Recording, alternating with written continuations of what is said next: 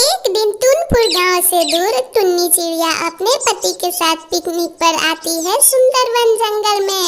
वो वहां आकर कहती है कि तुम्हें तो बिल्कुल अंदाजा नहीं है कि कैसे अपनी पत्नी के साथ पिकनिक पर आया जाता है और क्या क्या खाना लाया जाता है। तुम ये पेड़ से तोड़ के फल ला दिए जो कि मुझे बिल्कुल पसंद नहीं है।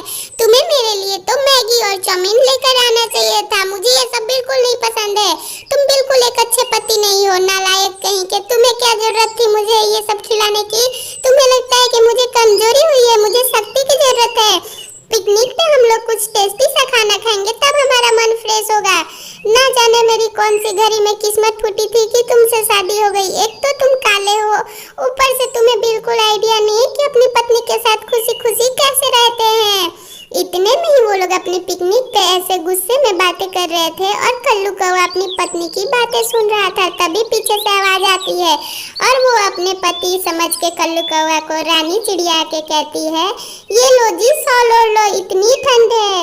वो उसे नहीं पहचान पाती क्योंकि उसका पति भी एक कल्लू कौवा था और वो भी काला था। वो उसके पति को पहचान नहीं पाती। पीछे से रानो कहती है कि तुम कौन हो? रानी चिड़िया कहती है, तुम कौन हो? मेरे पति के साथ यहाँ तुम पिकनिक पर क्या कर रही हो?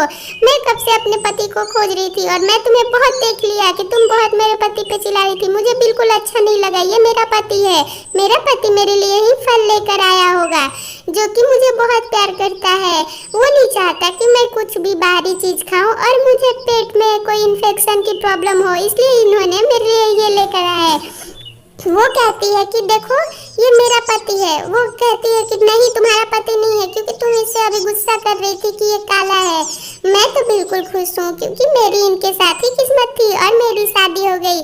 भगवान हम दोनों की जोड़ी सलामत रखे।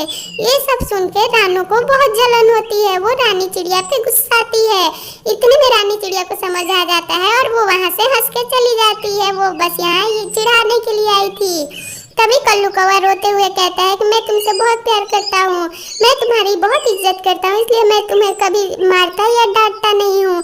अब रानो को बात समझ आ जाती। अपने पति से वो कहती है कि आज के बाद वो कभी गुस्सा नहीं करेगी और आपके साथ मिलजुल के रहेगी। ऐसी कहानी देखने के लिए चैनल सब्सक्राइब कर ले और वीडियो को लाइक कर दे और चिड़िया के लिए दाना जरूर रख दिया करे।